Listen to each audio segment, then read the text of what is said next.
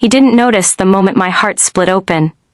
He didn't see the way my breath got trapped between my ribs, or how the world around me tilted like a collapsing house of cards. He didn't even look back when he walked out the door with his suitcase, carrying the pieces of a life we built together as if they weighed nothing.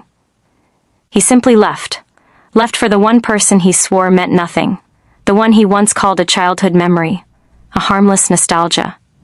He left for her. And he truly believed I would fall apart.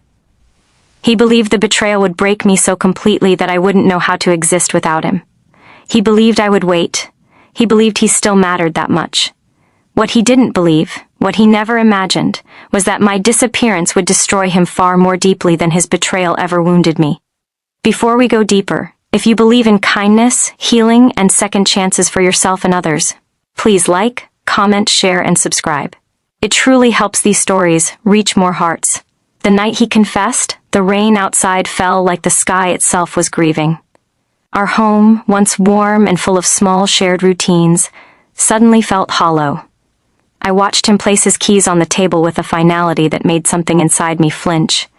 His voice was calm, almost practiced, and the softness in his tone cut sharper than anger ever could.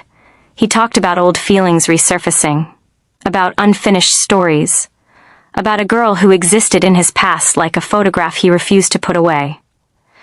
And while he spoke, I felt myself drifting somewhere far away, to a quiet place deep within me that whispered, "Remember this pain. Let it guide you out." He expected tears. He expected pleading. He expected the kind of heartbreak that clings to a person's ankles, begging not to be abandoned. But I simply stood still, numb and suspended between disbelief and awakening. He misread my silence. He took it as acceptance, and with one last indifferent glance around the life he was. Leaving behind, he walked out the door and vanished into the storm.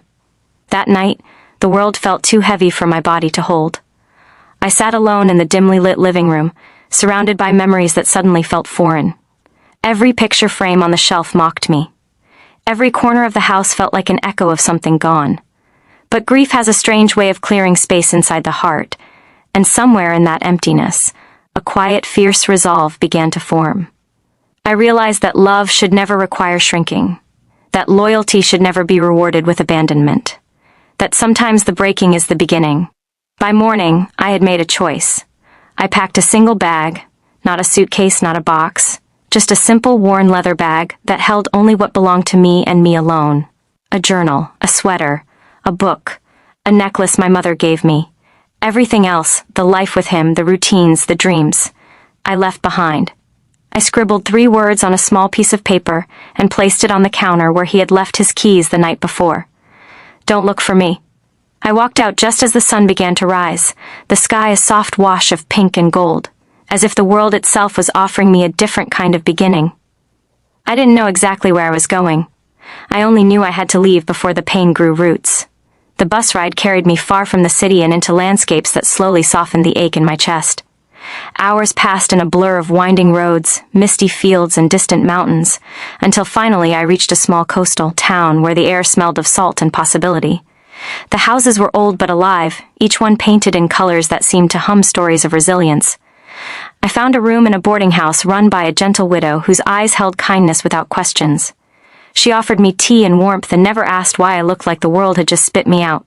In the days that followed, life unfolded slowly, like a fragile flower opening to sunlight. I walked along the shoreline, every morning letting the ocean rinse the remnants of heartbreak from my spirit. The waves didn't ask for anything. They didn't care about my past. They simply existed, powerful and endless, reminding me how small one person's betrayal was against the vast stretch of time and tide. I found a job at a little bookstore cafe near the harbor. The owner, a quiet woman with an old soul, seemed to understand my silence without needing explanations.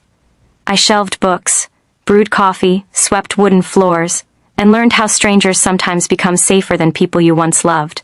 Customers came and went, carrying their own stories, their own heartbreaks, and I found comfort in knowing I wasn't alone in my humanness. Meanwhile, back in the city, my disappearance sparked a storm. It started with unanswered phone calls. First a handful, then dozens. He called my family, he visited friends, he searched every place he thought I could be, his calm unraveling into panic as the days turned into weeks, The girl he had left me for turned out to be a memory, nothing more, nothing less. Nostalgia, when held too tightly, tends to crack under reality.